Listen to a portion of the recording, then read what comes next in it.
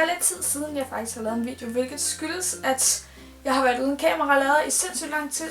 Når jeg endelig fået bestilt den, har jeg været så heldig faktisk at låne min veninde til i dag, hvilket var super heldigt, så jeg lige kan få opdateret på lidt. Sidste video, jeg lavede, var i forbindelse med det her bog Vloggerfond, hvor det var meningen, at jeg skulle læse 7 bøger. Det fik jeg ikke gjort. Jeg fik læst en halvanden, og jeg er faktisk stadig i gang med den anden, hvilket betyder, at jeg ikke rigtig har fået læst et stykke tid. Så den her video kommer desværre heller ikke til at handle om læsning. Som nogen af jer ved, så er det jo NaNoWriMo, hvilket står for National Novel Writing Month, hvilket faktisk er en hel måned, hvor man skal skrive 50.000 ord, og jeg er oppe på cirka 7.000 ord lige nu, så jeg er lidt på vej, synes jeg i hvert fald. Og så har jeg det sådan, at jeg er ved at stirre mig selv i døde på en skærm og ret trætte ord, så jeg har det med at se helt det Netflix. Så i dag kommer det her til at handle om tv-serier i stedet. For jeg tænker, at når man nu er så glad for historier på bøger, så plejer man også godt nogenlunde at kunne lide dem også på tv. Så jeg vil anbefale nogle forskellige tv-serier, så jeg prøver at ramme nogle forskellige folk. Og det er de tv-serier, jeg er i gang med at se lige nu. Den første, jeg vil anbefale, hedder Broen, som mange af jer sikkert har hørt ved navn. Broen er en dansk-svensk krimi, der foregår. Man kan sige, at hovedpersonen i den er måske egentlig bare Øresundbroen, i og med, at den jo forbinder både Sverige og Danmark. Og den kører på 3. sæson lige nu på DR, men den er ret sent i gang, og når det nu er en krimi, så vil man jo gerne følge med fra start. Så jeg kan sige, at de 2 første sæsoner er på Netflix. Jeg er selv lige begyndt forfra med at se det hele, og synes, det er super spændende. Normalvis er jeg egentlig ikke så meget til krimi, men jeg kan rigtig godt lide den her idé om, at man har lavet en krimi, som er sådan 50-50 på de forskellige dele af grænserne, kan man sige. Og så synes jeg, at det der er så fedt i den er karaktererne, fordi den spiller rigtig meget på personerne, også hovedpersonerne. Den danske side, der følger man jo ham her, den danske politibetjent, der hedder Martin, som har lidt nogle alternative måder i forhold til, hvordan man skal følge reglerne og sådan noget, og er ikke ret god til faktisk at følge den her lovgivning, når han er ude og skal anholde mennesker og efterforske den slags. Hvor vi så har Saga, som er den svenske politibetjent, der ikke rigtig har nogen situationsfornemmelse, er meget akavet i personlighed, har rigtig svært ved at sætte sig ind i situationer. Hun følger den her politibog til punkt og prikke. Så det er rigtig sjovt med de her modsætninger, når de mødes, så det synes jeg. Altså, det kan godt være, den er alvorlig på en eller anden måde, men man smiler også, og man griner en gang imellem, og det synes jeg, det er noget af det, der hører med til en rigtig god krimi. Den næste serie, jeg vil anbefale, er The Vampire Diaries, og jeg kan godt sige, at det er måske ikke den serie, som får højst anmeldelser af det. Heller ikke en, jeg ser, fordi jeg tænker, wow. Men her i efteråret, så har jeg bare haft brug for, at man kan følge med i en tv-serie, som man kan se i lang tid. Og jeg stoppede sidste gang med at se Vampire Diaries allerede i sæson 3, fordi den ikke rigtig interesserede mig. Nu prøvede jeg så videre og fandt ud af, at der faktisk var noget mere ved den. Jeg synes, den spiller meget mere på de andre personer i den her serie, end i de første sæsoner, hvor det er meget Lena, der kører med den, og hende kan jeg rigtig lide. Så det er dejligt, at den bliver bragt mere op på de andre personer. Så ja, nu følger jeg med i den her i hvert fald. Og den er også på Netflix, og vist nok også på Viaplay med de første 4 eller 5 sæsoner. En tredje serie, jeg er i gang med at se lige nu, hedder Quantico, som er en ny, lidt ligesom sådan også noget krimi-agtigt, noget man samtidig også en komedie, og har en helt anden måde at køre på end de her danske og skandinaviske krimier, hvilket selvfølgelig betyder, at det er mere underholdning, man prøver at følge med. Quantico kører i tv'et derovre lige nu, hvilket betyder, at jeg ser den igennem den amerikanske hjemmeside Hulu. Som er lovligt, skal jeg hilse at sige, fordi at der er det her Rola, som jeg tror også mange af jer kender, hvilket gør, at man kan se det amerikanske Netflix.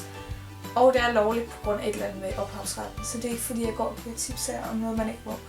Men jeg kan anbefale den her side Hulu, som det er ikke alle serier, man kan se derinde, men der er mange serier, man kan se, hvor at man får adgang til den, lidt ligesom hvis man ser over MTV og den her slags. Den første uge, så har man ikke rigtig adgang til den nye afsnit, men derefter så kan man følge med, hvilket jeg har gjort med nogle serier efterhånden. Og her kan man i hvert fald se den her Quantico, som handler om den her FBI-agent, der vågner op midt så en gerningssted er en bygning i forhold til noget terror, så det er sådan lidt 9/11 om igen, og kan ikke rigtig huske noget. Hun ved bare, at hun ikke selv har gjort det, men hun er blevet anbragt der, og så skal de ellers finde ud af, hvem det er, der har gjort det, da hun bliver meldt skyldig, så hun stikker af. Og man får så sådan nogle flashbacks tilbage til dengang, hvor hun gik på det her akademi for FBI, da man ved, at det er en af de FBI-kandidater, der har stået bag det, så man prøver sådan at skiftevis være i nutiden og i flashbacks for at finde frem til, hvem den her gerningsperson er, og det synes jeg er virkelig spændende. Og så fik den amerikanske serie den måske også mere for underholdning. Den er rigtig sød, den er rigtig sjov, og ja, Den kan jeg i hvert fald anbefale. Den fjerde serie, jeg ser lige nu, er lidt i forbindelse med det her Halloween, som hedder Scream Queens. Er fyldt med rigtig mange kendte, både skuespillere, men også bare generelt kendte personer. Jeg kan nævne, at det er Lea Michele fra Glee, der er med. Så er det Emma Roberts, som jeg sikkert kender fra de her teenagefilm, som for eksempel Wild Child, som spiller en af hovedrollerne. Og så er det sådan nogle som Ariana Grande, der er med. Der er Nick Jonas fra Jonas Brothers. Der er Keke Palmer fra True Jackson. Det var den jeg så film og ser her på Nickelodeon. Og ja, der er rigtig, rigtig mange med, hvor man kender stort set alle, der er med i det her cast. Og den er super sjov. Altså, det er jo sådan lidt ligesom den her filmserie Scream. Og normalt synes jeg ikke rigtig meget om gyser. Jeg synes ikke, det er ret klamt. Og det er måske lidt mere en splatter-filmserie, og det er heller ikke så meget til, hvor jeg bliver nødt til at holde hænderne over for hovedet rigtig, rigtig mange gange. Men jeg synes bare, den er så sjov, at jeg bliver ved med at se den alligevel. Den er fantastisk på den der måde. Altså, man skal ikke tage det så seriøst, men den har bare de her geniale scener, hvor man bare ikke kan lade være med at grine, fordi at de her piger... Jeg kan lige starte med at fortælle, hvad den faktisk handler om. Fordi den foregår på et universitet over i USA, på en af de her sororities, hvoraf at der for 20 år siden, tror jeg det er, eller omkring 18 år, det må være 18 år, er en pige, der føder et barn, og så vælger hendes sorority sisters og egentlig bare fest videre, så der sker ikke noget med, at hende og pigen, hun dør så af forblødninger. Og så 18 år efter, så er der en mor, der vil tage hævn for det her barn. Og så begynder at ske en hel masse ting. Samtidig så har vi så Emma Roberts i den her rolle, som den her virkelig arrogante, ligeglade sådan formand, kan man sige, for den her forening.